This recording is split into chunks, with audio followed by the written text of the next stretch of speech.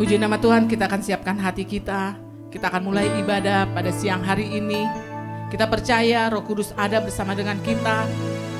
Dan Dia akan melawat dan menjamah kita pribadi lepas pribadi. Mari kita tundukkan kepala. Tuhan adalah Bapa kami yang bertata di dalam kerajaan surga. Kami mengucap syukur Tuhan untuk siang yang indah ini Tuhan. Kami percaya Engkau ada Tuhan di tengah-tengah kami. Kami percaya Tuhan Engkau akan melakukan suatu perkara yang besar bagi kami. Mujizat-Mu Tuhan nyata dan mujizat-Mu masih berlangsung Tuhan bagi kami ya Bapa. Kami mau membuka hati kami Tuhan. Biarlah Engkau bekerja di dalam kehidupan kami pribadi lepas pribadi ya Bapa. Kami mau menyerahkan ibadah pada siang hari ini ke dalam tangan kasih-Mu ya Bapa. Dan Engkau memberkati Tuhan anak-anak-Mu yang mengambil bagian pelayanan pada siang hari ini. Dan terlebih Tuhan Engkau mengurapi hamba-Mu yang menyampaikan kebenaran firman-Mu. Biarlah kami semua boleh membawa jemaat-Mu masuk ke dalam hadirat-Mu. Kami berdoa untuk jemaat-jemaat-Mu pribadi lepas pribadi ya Bapa. Kiranya Engkau mengurapi mereka ya Bapa. Apapun yang terjadi di dalam kehidupan mereka, kami percaya Tuhan, Engkau tidak akan pernah meninggalkan mereka. Engkau selalu ada bersama dengan mereka Tuhan. Pada saat mereka membutuhkan Engkau, Engkau selalu ada bersama dengan mereka. Tuhan Yesus yang baik, sekali lagi Tuhan, kami mau menyerahkan ibadah siang hari ini ke dalam tangan kasih-Mu. Mulai dari awal pertengahan hingga akhirnya Tuhan, Engkau berkarya ya Bapa. Hanya di dalam nama Yesus Tuhan dan Juru Selamat kami yang hidup. Haleluya. Amin. Yesus Engkau Juru Selamatku. Haleluya, haleluya. Terima kasih Tuhan, terima kasih ya Bapa. Untuk apa yang Kau sudah berikan di dalam kehidupan kami. Kasih-Mu, karunia-Mu, anugerah-Mu yang berlimpah di dalam kehidupan kami. Glory, haleluya Yesus. Haleluya, haleluya Yesus. Amin Yesus. Kalau ku harus berjalan dalam lembah kekelaman, perlindungan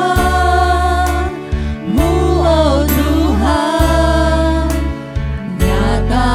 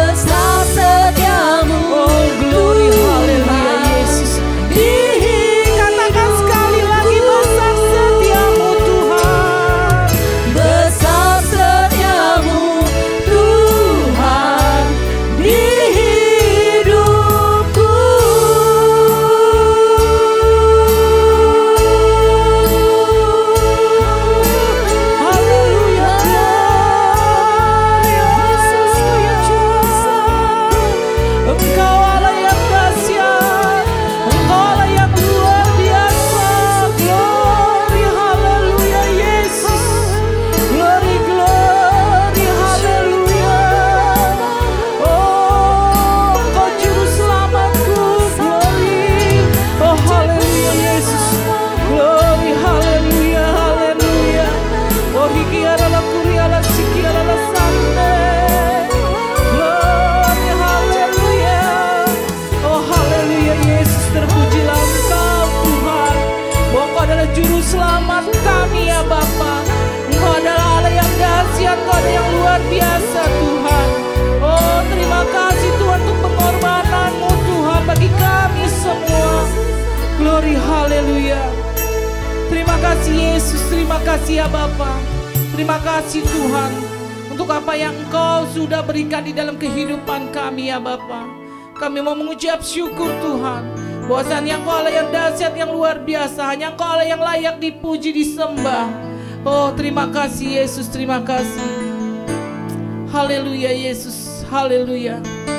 Glory, haleluya, haleluya. Haleluya, amin. Roh Kudus tercurah di tempat ini. Biarlah pada siang hari ini Roh Kudus tercurah bagi kita semua. Haleluya, haleluya.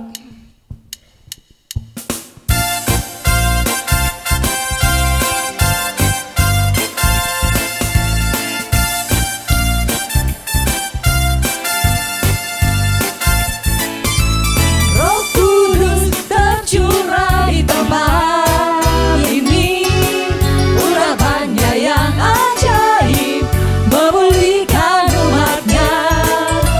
Roh Kudus tercurah bagi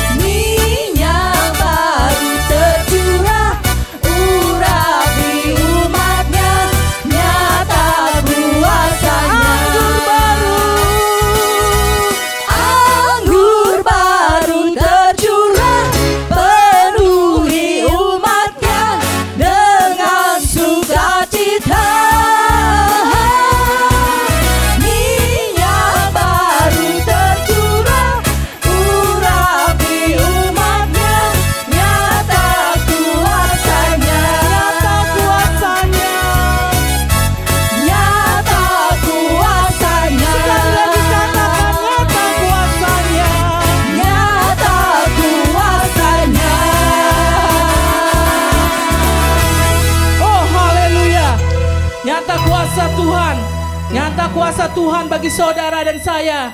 Haleluya, haleluya. Betapa hebat, betapa dahsyat kuasa Allah. Haleluya, glory, glory, haleluya.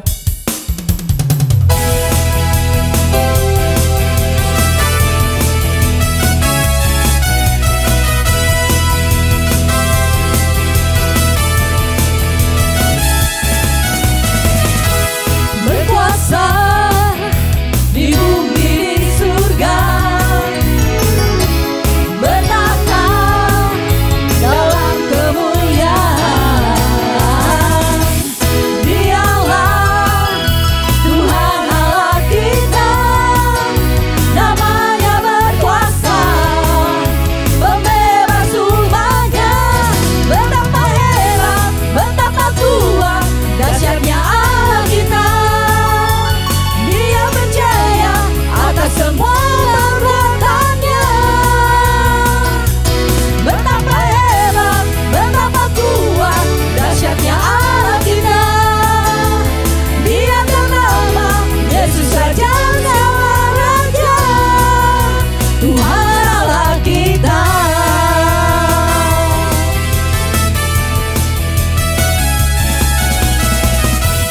Berkuasa di bumi di surga, bertata dalam kemuliaan.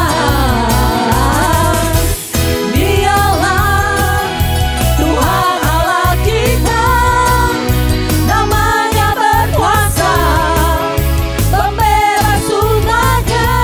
Betapa hebat, betapa kuat, dahsyatnya Allah kita. Dia berjaya atas semua perbuatannya. Betapa hebat, betapa kuat, dahsyatnya Allah kita. Dia bernama Yesus Raja segala raja, Tuhan Allah kita. Haleluya. Kita akan ulangi pujian ini. Haleluya. Berkuasa di bumi di surga, bertata dalam kemuliaan. Dialah Tuhan Allah kita, namanya berkuasa, pembebas umatnya. Betapa hebat, betapa kuat, dahsyatnya Allah kita. Dia berjaya atas semua perbuatannya. Betapa hebat, betapa kuat, dahsyatnya Allah kita. Dia bernama Yesus Raja segala raja, Tuhan Allah kita. Tuhan Allah kita. Sekali lagi Tuhan Allah kita. Haleluya, glory. Tuhan Allah kita.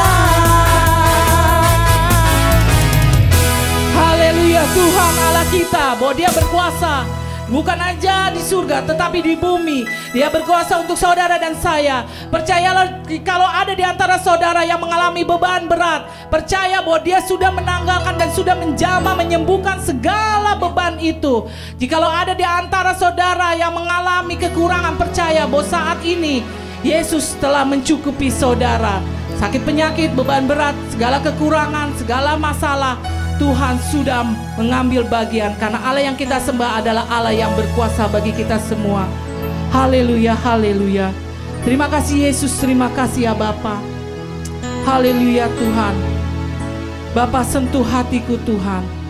Biarlah Tuhan kami semakin hari semakin mencintai Engkau. Apapun yang terjadi di dalam kehidupan kami mau mengatakan bahwa Engkau Allah yang baik, Allah yang luar biasa, dan Allah yang tidak pernah meninggalkan kami seorang diri. Glory, haleluya, haleluya. Oh, haleluya Yesus. Glory, haleluya. Hiki adalah kuriala shikiala shana. Amin Yesus. Amin Yesus. Glory, haleluya.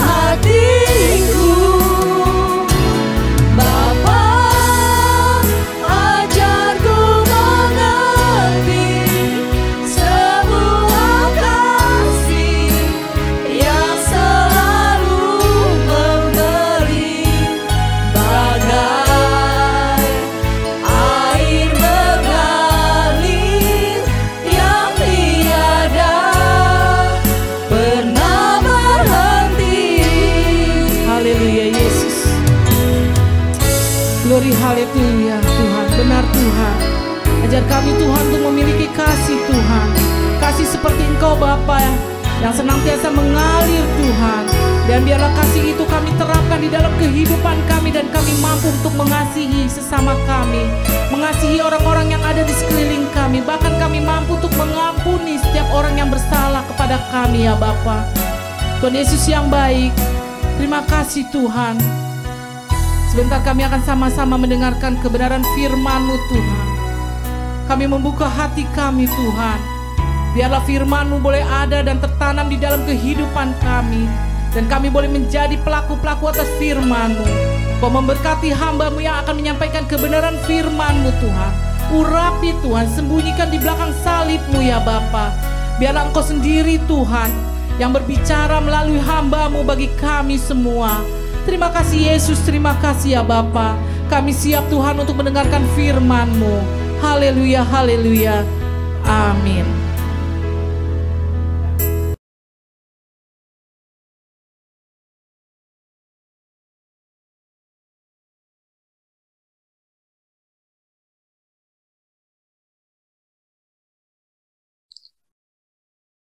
Shalom untuk seluruh jemaat GSCA Petojo yang dikasihi oleh Tuhan.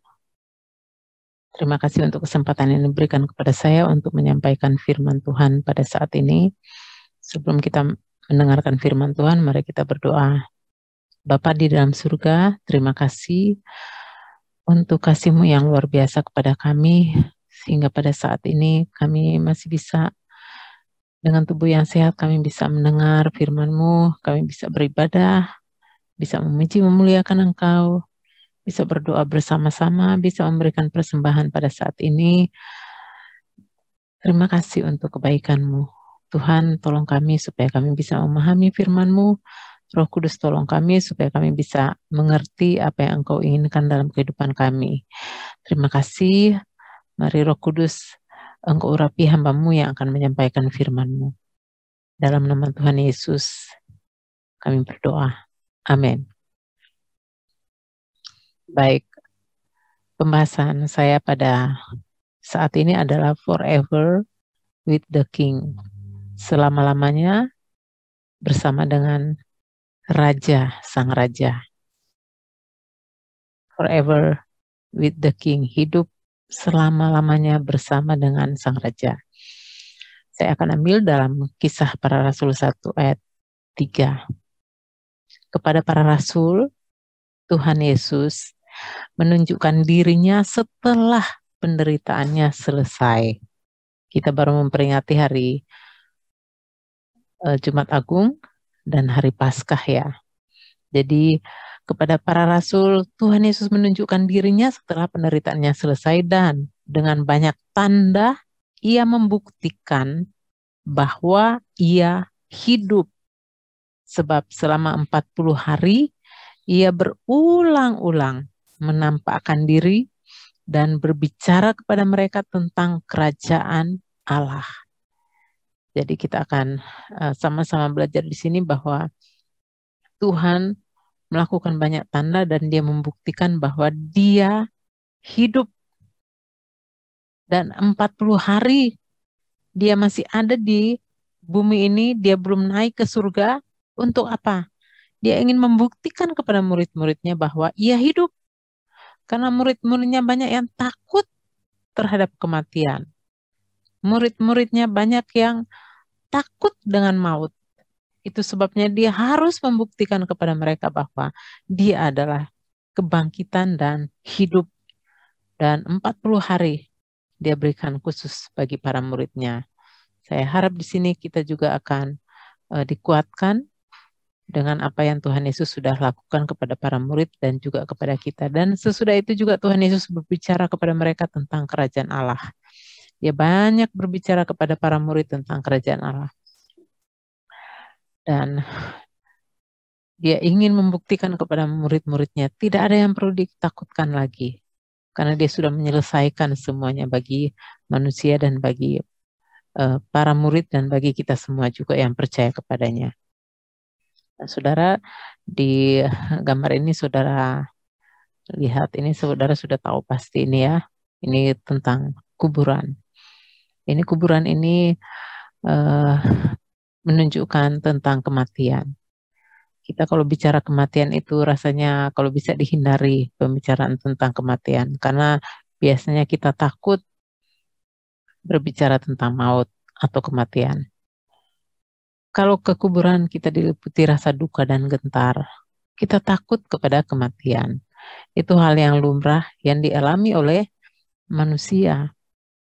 Dan ada perasaan duka ketika kita melewati atau kita datang ke kuburan, karena itu berbicara tentang tragedi yang dialami oleh manusia. Kematian itu adalah satu-satunya kuasa yang mengontrol umat manusia. Tidak peduli dia raja, dia orang penting, orang populer. Pada suatu waktu kematian akan menjemput dia. Betapapun pentingnya kedudukan seseorang di dunia ini, kematian itu selalu menang. Tak seorang pun yang sanggup menolak kematian.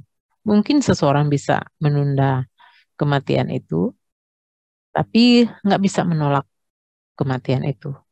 Setiap orang pasti akan berhadapan dengan maut. Tak seorang pun yang bisa menghindari maut. Kenapa itu bisa terjadi? Mengapa manusia mengalami kematian dan mengalami maut? Nah, kita akan lihat dulu, kita flashback dulu kenapa manusia mengalami maut. Kita sudah tahu bahwa dalam Kejadian 2 ayat 17, Tuhan memerintahkan kepada manusia, Tuhan memberi perintah kepada manusia, ada hukum, ada undang-undang, ada law, ada peraturan yang dibuat di Taman Firdaus, di mana manusia itu ada. Tuhan memberi undang-undang atau hukum.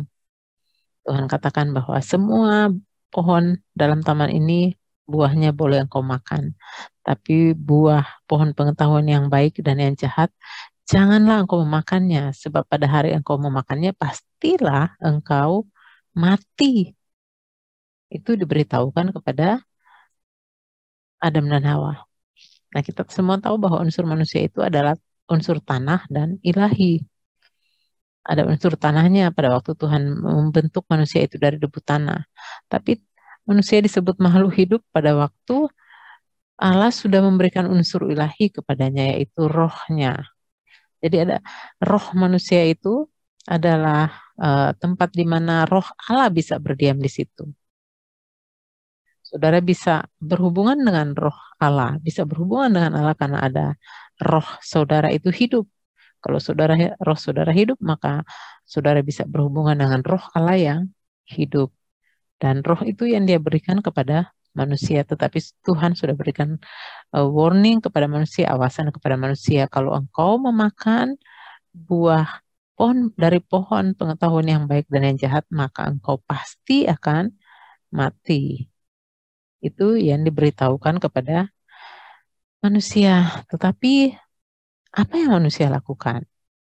Nah, kita akan lihat kenapa maut itu atau kematian itu semacam undang-undang yang terjadi di dalam kehidupan manusia.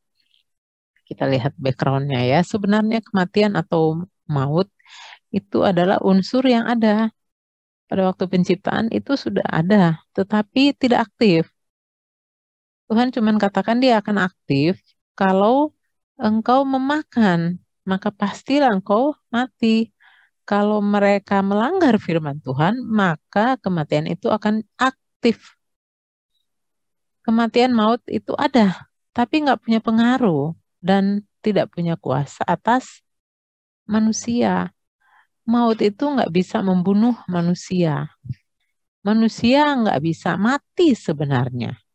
Karena apa? Karena manusia itu punya kuasa atas kematian dan maut.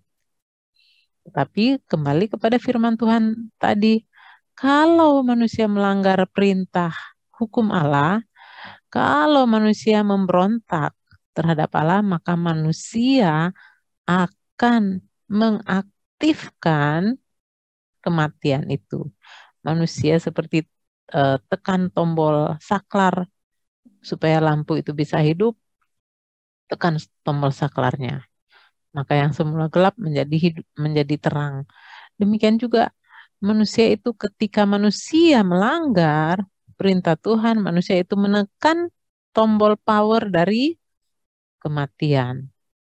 Manusia memberi kuasa kepada maut itu untuk membunuhnya. Itu asal mula lahirnya undang-undang kematian atau lahirnya peraturan dari kematian yang dialami oleh manusia. Jadi manusia tuh punya kuasa untuk membuat maut itu atau kematian itu tidak aktif. Tak punya kuasa untuk membunuh manusia. Manusia itu punya kuasa sebenarnya. Ada pilihan yang diberikan kepada manusia. Apakah manusia akan membuat maut itu tidak aktif? Artinya tidak memencet tombol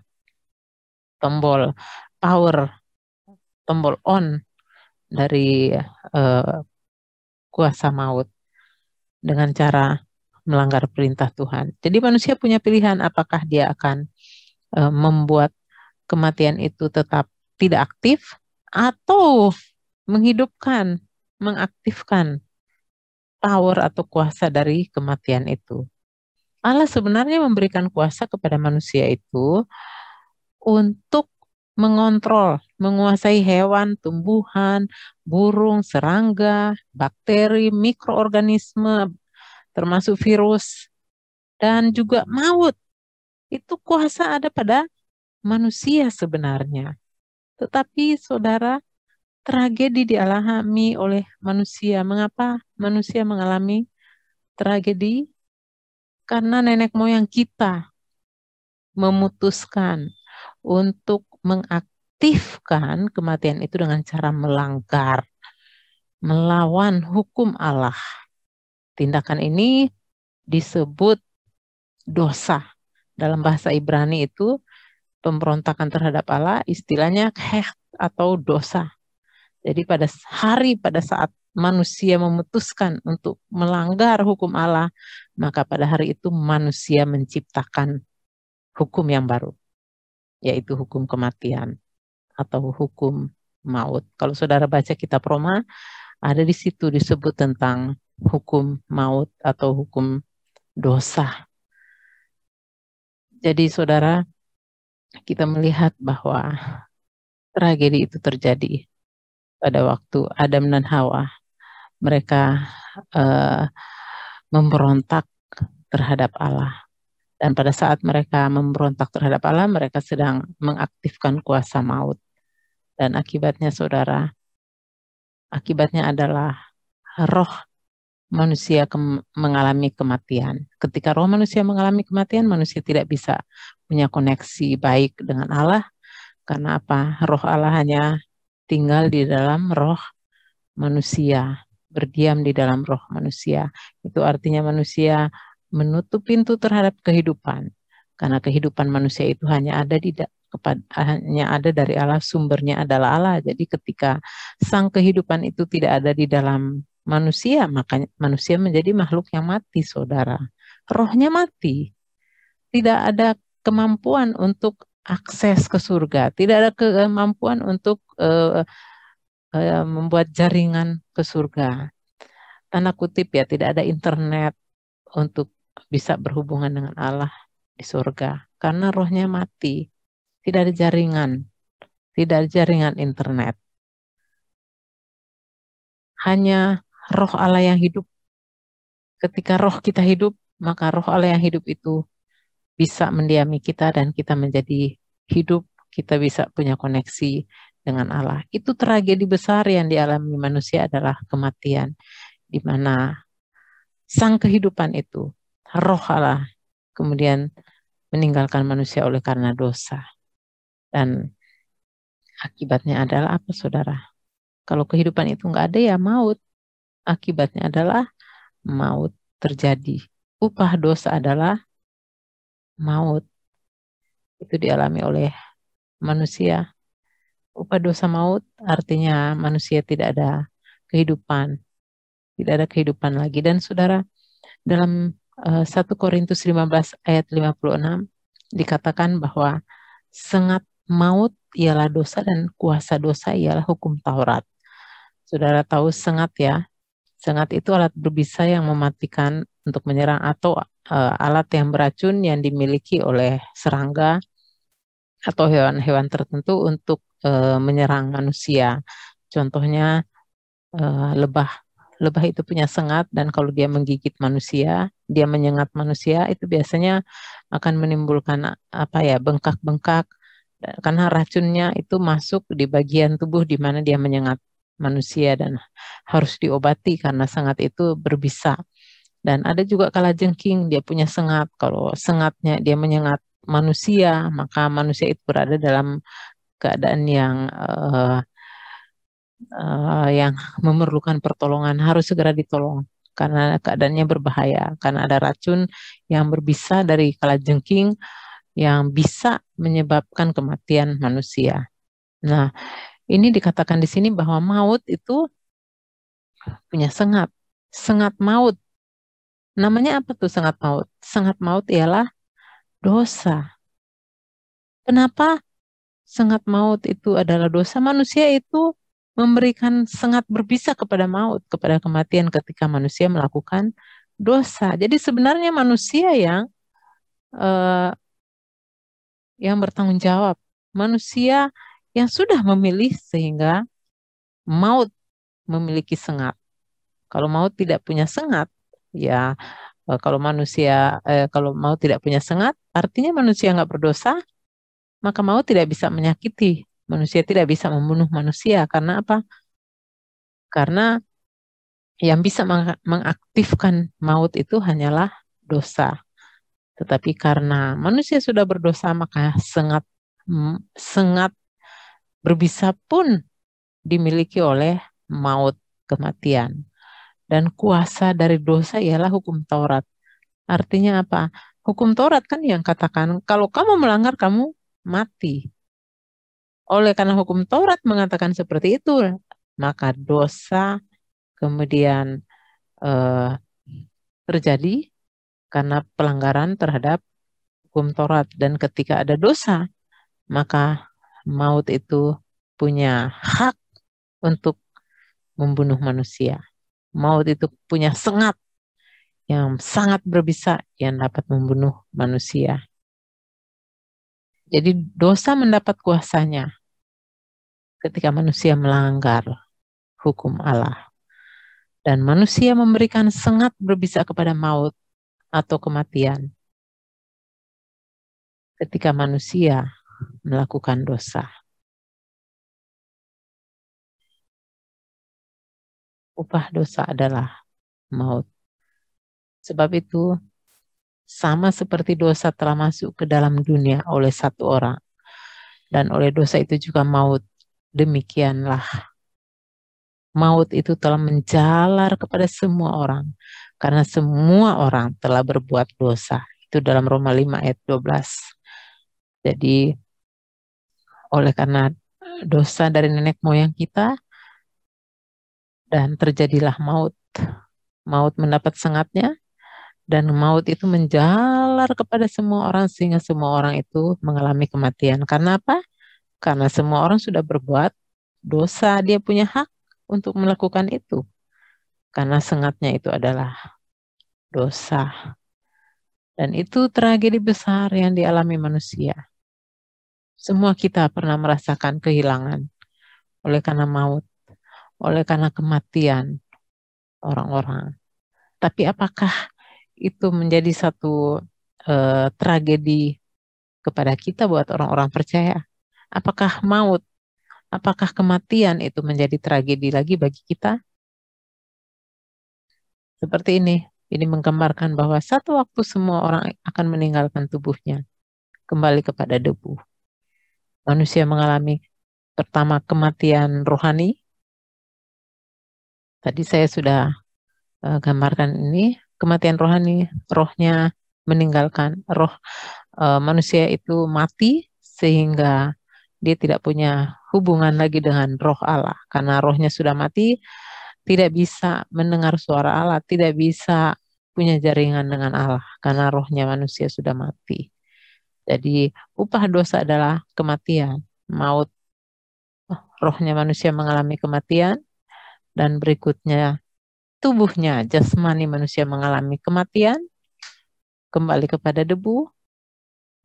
Dan kalau rohnya mati, kemudian tubuh jasmaninya mati, maka yang terjadi adalah kematian ketiga, yaitu kematian kekal di neraka. Tetapi syukur kepada Allah, Tuhan Yesus oleh karena kasih-Nya kepada manusia, maka Dia harus melakukan sesuatu. Ini saya ringkas seperti ini ya, pembahasan kita tentang maut itu atau tentang kematian. Jadi ada hukum Allah, dan ketika manusia melanggar hukum Allah, maka itu adalah powernya dosa. Legalitas dari dosa adalah hukum Allah. Oleh karena dia manusia melanggar, maka manusia menjadi dosa, dicap sebagai berdosa. Dan pada waktu manusia berdosa, maka artinya manusia mengaktifkan maut. Otomatis dosa membawa kematian, maut. Karena apa? Karena pelanggaran terhadap hukum Allah yang menyebabkan maut atau kematian itu memiliki legalitas, memiliki hak untuk membunuh manusia. Dan kita patut bersyukur kepada Tuhan bahwa Tuhan tidak membiarkan kita mengalami kematian seperti itu. Apa yang Tuhan Yesus lakukan, yang Dia lakukan adalah Dia menebus kita dari maut, dari kematian. Caranya apa? Kematian harus dibayar dengan nyawa. Kematian harus dibayar dengan nyawa. Kematian yang harus dialami oleh manusia harus diganti oleh kematian makhluk hidup. Jadi ketika Adam dan Hawa berdosa, mereka harus mati, maka Allah menyembelih hewan untuk menggantikan kematian yang harus mereka alami. Itu sedang menunjuk kepada siapa? Kepada Tuhan Yesus. Ketika Yesus Kristus mati di kayu salib, pada saat ini sebenarnya Tuhan Yesus sedang menggantikan kematian yang harusnya kita alami. Hukuman kematian kekal yang harus dialami sudah dibayar oleh Tuhan Yesus dengan cara mati di kayu salib. Dia menjadi korban yang sempurna. Dia tukar guling untuk menebus dosa kita, untuk menebus manusia supaya manusia itu bisa memiliki kehidupan. Dan itu Tuhan Yesus lakukan oleh karena kasih-Nya kepada kita yang kita rayakan pada hari Jumat Agung kemarin. Nah, ini saya ringkaskan seperti ini, ketaatan Tuhan Yesus. Dia harus menuntaskan, dia harus menyelesaikan masalah mendasar yang dialami oleh manusia, yaitu kematian atau maut. Musuh terakhir yang dia kalahkan adalah maut. Caranya bagaimana? Dia lakukan itu semua bagi saya dan saudara ya. Ini adalah hukum Allah. Dan hukum Allah ini tidak ada satupun manusia yang bisa melakukannya. 10 hukum Allah tak ada satupun. Semua kita sudah bersalah. Semua manusia sudah berdosa. Dan itu sebabnya dia harus datang ke dalam dunia ini. Dia yang tidak berdosa, Raja semesta alam. Dia datang mengenakan daging dan tulang seperti kita, dengan tujuan supaya dia bisa menebus kita. Dan saudara, ketaatan Kristus itu, dia menghancurkan kuasa ketidaktaatan dari Adam dan Hawa. Yesus harus taat sampai mati. Dalam seluruh kehidupannya di bumi ini, dia taat kepada Allah sampai mati. Kenapa dia harus taat? Karena hanya itu satu-satunya cara untuk menghancurkan kuasa dosa. Karena kalau tadi ketidaktaatan itu, pemberontakan itu melahirkan dosa yang mengaktifkan maut, maka Yesus harus taat supaya dia harus menghancurkan kuasa dosa. Ketika kuasa dosa dihancurkan, otomatis kuasa maut juga hancur. Karena dia tidak punya legalitas lagi, dia tidak punya hak lagi untuk menahan manusia di dalam kubur. Dia tidak punya kuasa lagi untuk membunuh manusia. Dan itu yang Yesus lakukan. Yesus taat sampai mati. Karena dia tidak berdosa, maka dia kemudian menghancurkan kuasa dosa. Dan akibatnya adalah kuasa maut dihancurkan. Yang kita rayakan pada hari kebangkitan itu. Makanya ada firman Tuhan dikatakan, maut telah ditelan dalam kemenangan. Hai maut, di manakah kemenanganmu? Hai maut, di manakah sengatmu? Kebangkitan Tuhan Yesus itu sudah membuktikan kemenangannya. Artinya sengat maut itu sudah dicabut oleh Tuhan Yesus dengan ketaatan. Tidak ada dosa yang dia lakukan, tidak ada landasan. Tidak ada hak bagi maut untuk membunuh dia. Karena apa? Karena dia adalah oknum yang tidak berdosa. Dia untuk seketika menjadi dosa oleh karena kita. Dia untuk seketika itu mengalami kematian oleh karena dosa kita. Tetapi kemudian dia mencabut sengat maut itu. Dan dia mengalahkan kematian itu untuk saya dan saudara. Syukur kepada Allah yang telah memberikan kepada kita kemenangan oleh Yesus Kristus, Tuhan kita. Kebangkitan Tuhan Yesus merupakan harapan bagi kita bahwa kita tidak akan mengalami hukuman kekal. Dan harapan bagi kita bahwa tubuh kita akan diubahkan seperti tubuh dari Tuhan Yesus ya.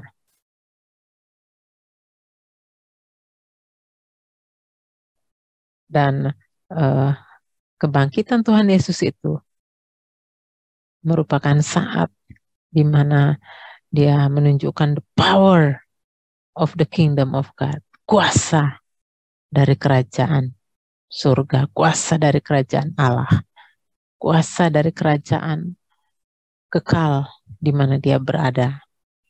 Nah, kita bandingkan dengan kerajaan dunia. Kekuasaan dan pemerintahan dunia silih berganti. Tidak ada yang memerintah selama-lamanya. Kehidupan itu cuma 100 tahun paling banter ya saudara. Sesudah itu dia mati. Betapapun berkuasanya seseorang, betapapun seseorang raja itu sangat berkuasa, tetapi ketika dia meninggal dunia, maka dia harus mengakhiri kekuasaannya di situ. Tidak ada yang kekal. Semua berlalu. Nah, itu digambarkan oleh kitab Daniel ya. Di mana di patung itu digambarkan bagaimana pemerintahan atau raja-raja atau kekuasaan atau kerajaan-kerajaan dunia ini berlalu. Contohnya kerajaan dari Babel, kerajaan Babel pada tahun 671 sampai 538 sebelum Masehi. Kemudian kerajaan Media Parsi 538 sampai 331 before Christ, sebelum Kristus. Kemudian sesudah itu muncul, ketika mereka mati muncul Yunani, Makedonia, Alexander the Great, Alexander Agung pada tahun 331 sampai 160 tahun sebelum Masehi ya. Jadi kita melihat bahwa kerajaan-kerajaan ini sangat megah, sangat besar, sangat berkuasa waktu lalu. Tapi semua itu akan sirna, akan hilang. Karena apa? Karena yang memerintah itu, yang berkuasa itu adalah manusia. Dan manusia itu semua takluk kepada maut. Jadi pada waktu dia mengalami maut, selesai sudah pemerintahannya. Dan kemudian itu yang kaki ini merupakan the Great Roman Empire. Jadi kekaisaran Roma. Dan kemudian sesudah itu ini kaki itu merupakan zaman raja-raja. Ya. Itu menunjukkan kepada kita bahwa tidak ada yang abadi. Kekuasaan apapun di dunia ini nggak ada yang abadi. Dia terhenti, kekuasaannya terhenti di mana? Dikubur, saudara. Popularitasnya terhenti di mana? Dikubur. Kekayaannya terhenti di mana? Dikubur. Dia tidak bisa menikmati kekayaannya. Dan kita ingat dalam kitab Daniel bahwa ada sebuah batu yang tanpa perbuatan tangan manusia menimpa patung itu tepat pada kakinya yang dari besi dan tanah liat itu sehingga menjadi remuk. Patung itu kemudian menjadi remuk. oleh karena batu yang menimpa patung itu. Maka dengan sekaligus diremukkannya lah juga besi, tanah liat, tembaga, perak, dan emas itu. Patung itu kemudian hancur dulu oleh karena ada batu yang menghantam kaki dari patung itu. Akhirnya diremukkannya lah patung itu. Dan patung itu dikatakan dia menjadi seperti sekam di tempat pengirikan pada musim panas. Lalu angin menghembuskannya sehingga nggak ada bekas-bekasnya yang ditemukan. Dalam kitab Daniel saudara bisa lihat itu. Sekam seperti ini ya. Patung itu atau kerajaan-kerajaan kekuasaan raja-raja pada waktu itu hilang, sirna, tidak ada bekas. Fana semua. Oleh karena apa? Oleh karena berakhir di kuburan. Tetapi batu yang menimpa patung itu menjadi gunung besar yang memenuhi seluruh bumi. Batu yang menimpa patung itu menjadi gunung besar yang memenuhi seluruh bumi. Apa maksudnya ini? Apa maksudnya dengan ini tafsiran dari mimpi dari Raja Nebukadnezar. Nah, ini tafsiran dari yang Daniel berikan berkaitan dengan mimpi dari Raja Nebukadnezar. Tapi pada zaman raja-raja, Allah semesta langit akan mendirikan suatu kerajaan yang tidak akan binasa sampai selama-lamanya. Dan kekuasaan tidak akan beralih lagi kepada bangsa lain. Kerajaan itu akan meremukkan segala kerajaan dan menghabisinya. Tetapi kerajaan itu sendiri akan tetap untuk selama-lamanya. Kerajaan apa itu, saudara? Itulah kerajaan Allah yang dinanti-nantikan oleh seluruh dunia. Dan orang Yahudi menantikan kerajaan itu. Mereka berdoa, mereka berharap supaya kerajaan itu yang datang menghancurkan raja-raja atau kerajaan-kerajaan dunia ini bisa datang. Mereka menunggu-nunggu kerajaan itu datang. Dan mereka menamakan raja dari kerajaan kekal itu, mereka menamakannya Mesias. Dan mereka menanti-nantikan sang raja kekal itu yang mereka sebut Mesias yang diurapi untuk datang dan membebaskan mereka. Mereka menunggu Mesias.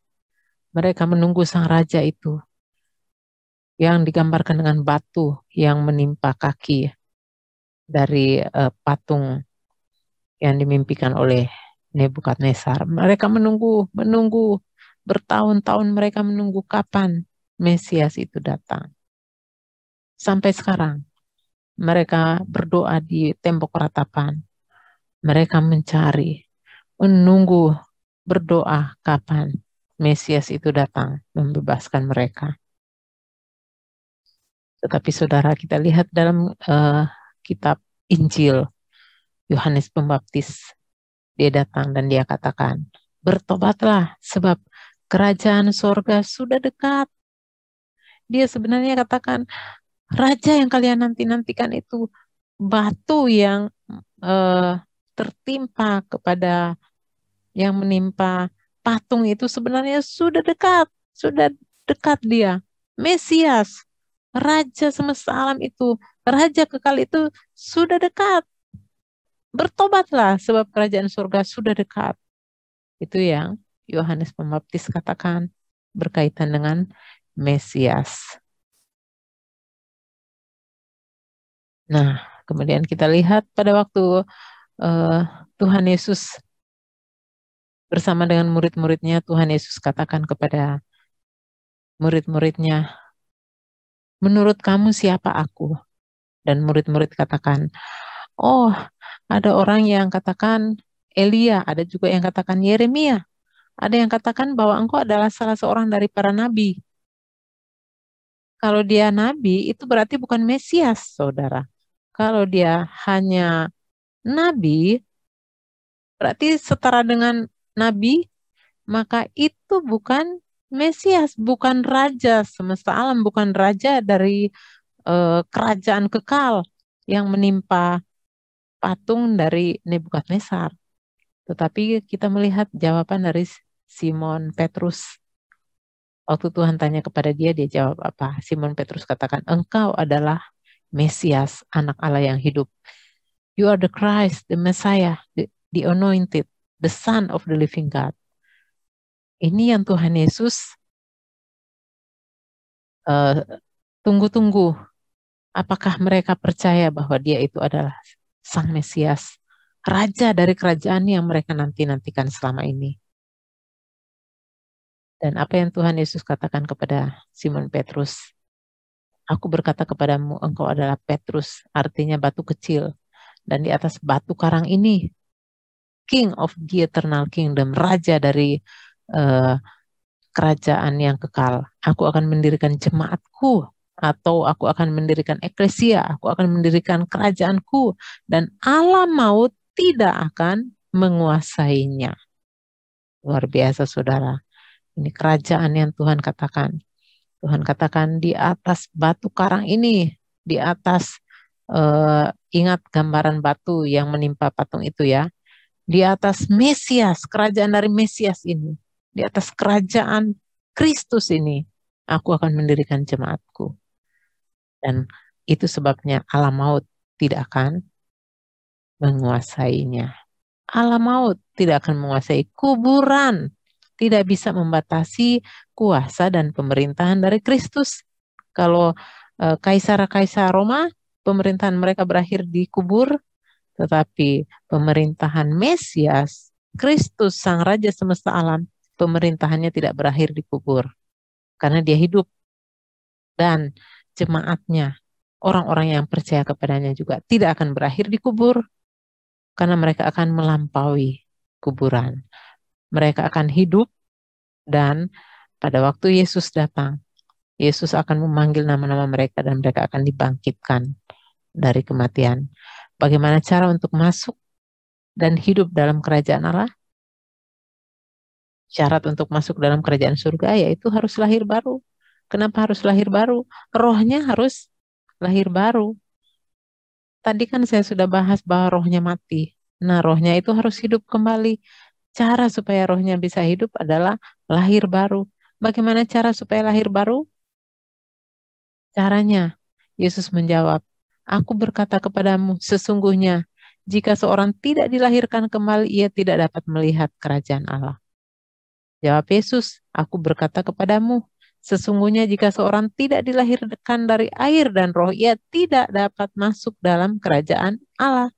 Jadi semua orang supaya bisa masuk dalam kerajaan Allah, supaya bisa terhisap dalam kerajaan kekal itu, yaitu ke dalam kerajaan Sang Mesias, caranya adalah harus lahir kembali. Harus dilahirkan dari air dan roh. Dia harus lahir 2 kali. Kelahiran pertama, kelahiran dari ibu secara jasmani. Kelahiran kedua adalah kelahiran oleh roh. Rohnya harus hidup. Ketika rohnya hidup, maka Allah, Sang kehidupan itu, bisa masuk di dalam diri manusia, mendiami kehidupan manusia, dan manusia mengalami makhluk yang hidup kembali. Artinya, rohnya kembali terhubung dengan Allah. Itu sebabnya kita harus lahir kembali. Maksudnya apa sih itu lahir kembali? Ini kata Tuhan Yesus, inilah hidup yang kekal itu, yaitu bahwa mereka mengenal Engkau satu-satunya Allah yang benar dan mengenal Yesus Kristus yang telah Engkau utus. Sebab inilah kehendak Bapa-Ku, yaitu supaya setiap orang yang melihat Anak dan yang percaya kepadanya beroleh hidup yang kekal, dan supaya Aku membangkitkannya pada akhir zaman. Kemudian, barang siapa percaya kepada Anak, ia beroleh hidup yang kekal. Tetapi barang siapa tidak taat kepada Anak, ia tidak akan melihat hidup, melainkan murka Allah tetap ada di atasnya. Jadi cara supaya saudara bisa lahir kembali, rohnya bisa kembali hidup, yaitu percaya kepada Yesus sebagai Tuhan dan Juru Selamat. Ketika saudara percaya kepada Yesus sebagai Tuhan dan Juru Selamat, saat itu roh saudara dilahirkan kembali. Dan kalau roh saudara sudah dilahirkan kembali, maka saudara layak untuk masuk ke dalam kerajaan surga, layak untuk melihat kerajaan surga dan layak untuk masuk dalam kerajaan surga, layak hidup di dalam kuasa kerajaan. Puji Tuhan. Tuhan Yesus sudah menebus kita. Tuhan Yesus sudah memberi kehidupan kepada kita. Dan kehidupan kita itu adalah kehidupan kekal, sehingga maut tidak bisa menahan kita terus di dalam kubur. Orang-orang yang kita kasih yang ada dalam kubur, mereka hidup walaupun mereka sudah mati. Mereka sudah bersama dengan Tuhan Yesus, dan kemudian pada akhir zaman tubuh mereka akan dibangkitkan. Jadi bagi kita yang percaya tidak ada tragedi. Karena apa? Karena Yesus sudah bangkit, dan karena Yesus hidup, maka kita juga semua hidup. Dan kita ada harapan. Kuburan tidak bisa menahan kita karena kuasa maut sudah dikalahkan oleh Tuhan Yesus. Mari kita satu di dalam doa. Tuhan, kita akan merenungkan firman Tuhan ini. Jangan pernah tinggalkan Tuhan Yesus, karena di luar Tuhan Yesus saudara tidak akan ada kehidupan. Di luar Tuhan Yesus tidak ada kebangkitan. Di luar Tuhan Yesus tidak ada harapan. Di luar Tuhan Yesus tidak ada kebahagiaan. Tetapi kita akan hidup selama-lamanya bersama dengan Tuhan Yesus. Karena iman saudara kepada Tuhan Yesus, itu yang membuat saudara lahir kembali, itu yang membuat roh saudara hidup, dan itu yang membuat saudara memiliki hubungan yang erat dengan Tuhan Yesus. Mari kita berdoa. Bapa yang ada dalam surga, terima kasih buat firman-Mu. Tolong kami ya Tuhan, supaya kami bisa mempertahankan iman kami kepada Engkau. Tolong kami untuk makin mencintai Engkau, karena apa yang Engkau sudah lakukan bagi kami, oleh karena kasih-Mu kepada kami yang luar biasa, oleh karena pengorbanan-Mu, dan kami bersyukur Tuhan, Engkau sudah melakukannya bagi kami, sehingga kami semua hidup, dan kami juga akan mengalami kebangkitan sama seperti Engkau yang sudah bangkit dari antara orang mati. Kami akan memiliki tubuh kebangkitan seperti yang Engkau miliki juga. Terima kasih Tuhan, karena bagi kami yang percaya kepadamu, maut tidak dapat menahan kami, dan kami melampaui kuasa dari maut, karena kuasa-Mu itu, kuasa dari kerajaan-Mu itu melampaui segala-galanya. Terima kasih Tuhan Yesus buat kehidupan kekal yang Kau berikan kepada kami. Kami bersyukur buat firman-Mu pada saat ini. Di dalam nama Yesus kami berdoa. Amin. Puji Tuhan.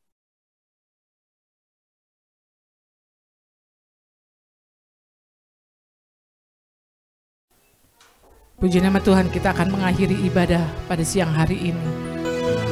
Mari kita sama-sama tundukkan kepala, kita akan doa syafaat pada siang hari ini. Tuhan adalah Bapa kami, berkata di dalam kerajaan surga. Terima kasih Tuhan untuk kebenaran firman-Mu Tuhan. Sekali lagi Engkau memberkati hamba-Mu Tuhan dengan berlipat-lipat kali ganda. Apapun yang hamba-Mu perbuat, Engkau memberkati Tuhan. Dimanapun dia berada, penyertaan-Mu boleh ada. Terima kasih Tuhan Yesus. Saat ini kami berdoa secara khusus untuk hamba-Mu, Tante Ruth, yang Kau telah mempercayakan dia untuk mengembalakan gereja-Mu di tempat ini, GSJA El Shaddai. Kami tahu Tuhan banyak suka dan duka yang dialaminya Tuhan. Tetapi kami tahu juga bahwa Engkau tidak pernah meninggalkan dia sendiri Tuhan. Engkau selalu ada baginya Tuhan. Memberi kekuatan, penghiburan, kemampuan ya Bapa. Tuhan Yesus Kau urapi dan pakai lebih heran lagi Tuhan. Biarlah segala kelemahan-kelemahannya dia boleh kuat, karena ada Engkau Tuhan yang selalu bersama dengannya ya Bapa.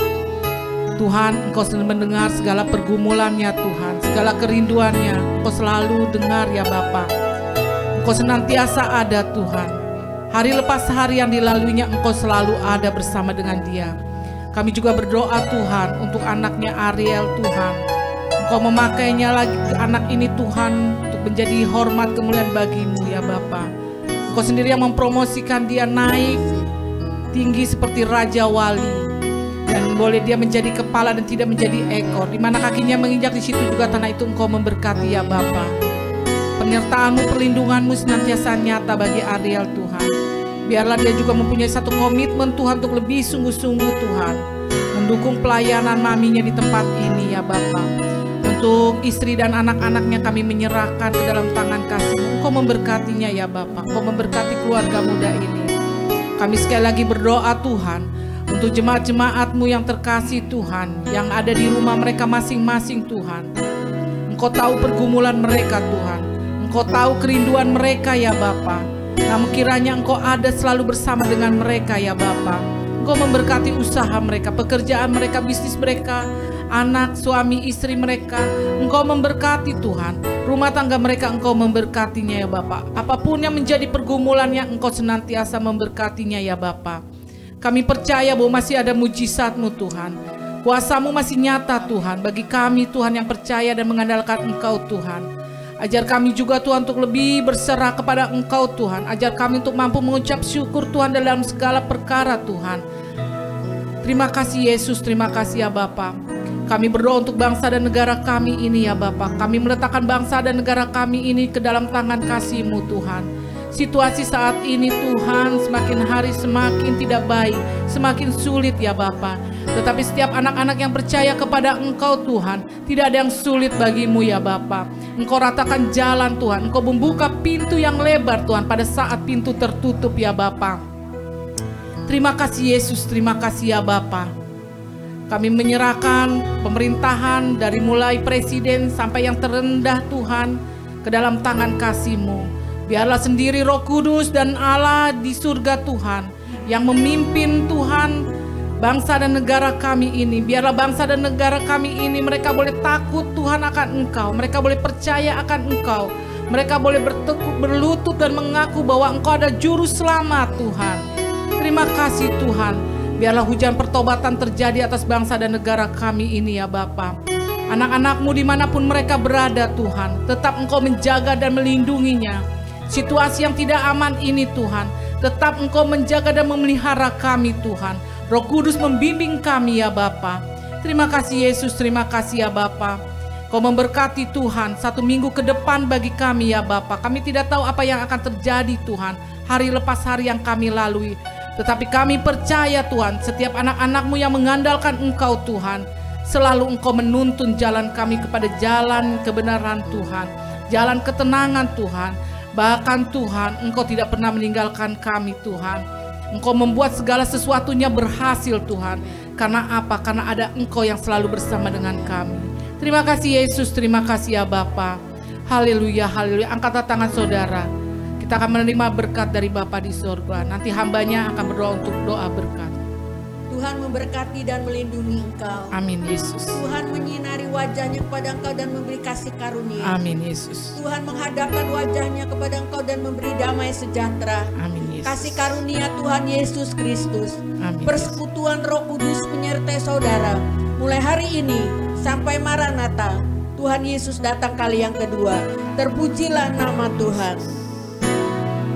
Bapa, Terima kasih